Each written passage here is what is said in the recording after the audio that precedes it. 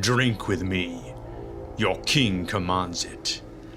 Euron grabbed a handful of the priest's tangled black hair, pulled his head back, and lifted the wine cup to his lips. But what flowed into his mouth was not wine. It was thick and viscous, with a taste that seemed to change with every swallow.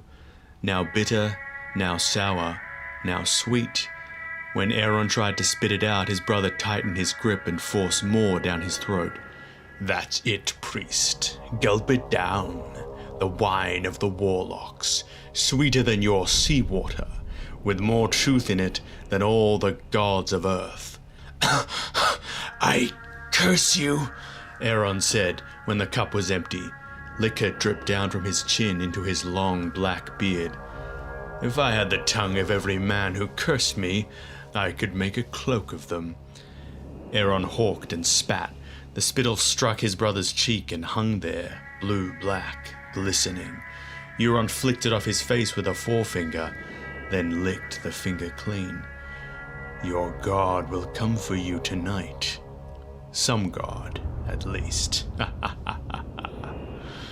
And when the Nighmare slept, sagging in his chains, he heard the creak of a rusted hinge. "Yuri! Yuri!" he cried. There is no hinge here, no door, no Yuri. His brother Uragon was long dead, yet there he stood. One arm was black and swollen, stinking with maggots.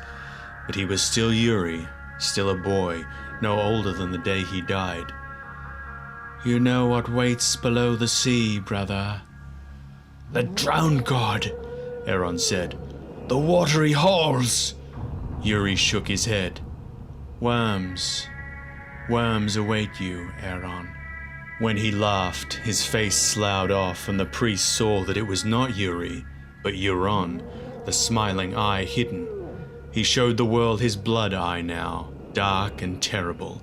Clad head to heel in scale as dark as onyx, he sat upon a mound of blackened skulls as dwarfs capered round his feet and a forest burned behind him.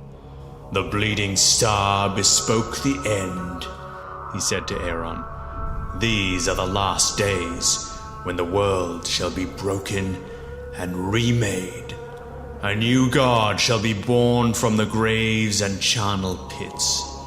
Then Euron lifted a great horn to his lips and blew, and dragons and krakens and sphinxes came at his command and bowed before him. "Kneel, brother," the crow's eye commanded. "I am your king. I am your god. Worship me, and I will raise you up to be my priest. Never, no godless man may sit the sea stone chair.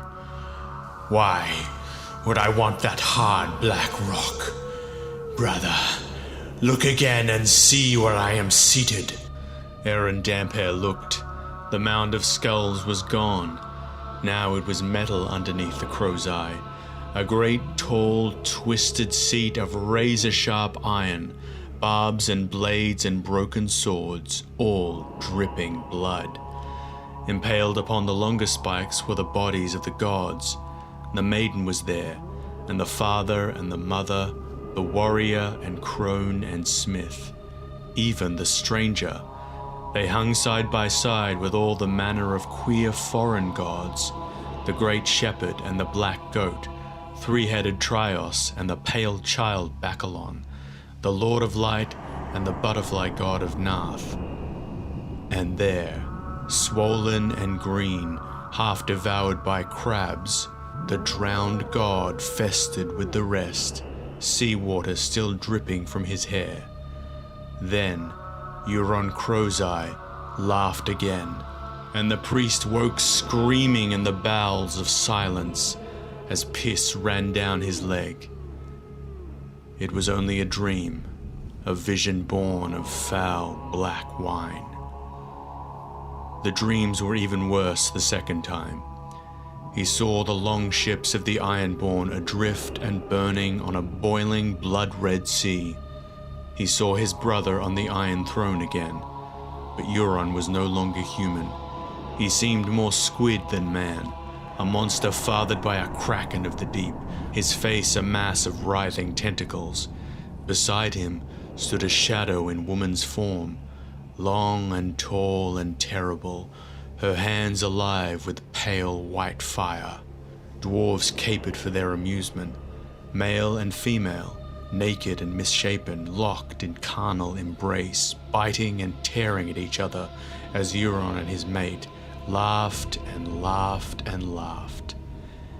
Aeron dreamed of drowning too, not of the bliss that would surely follow him in the drowned god's watery halls, but of the terror that even the faithful feel as the water fills their mouth and nose and lungs, and they cannot draw a breath.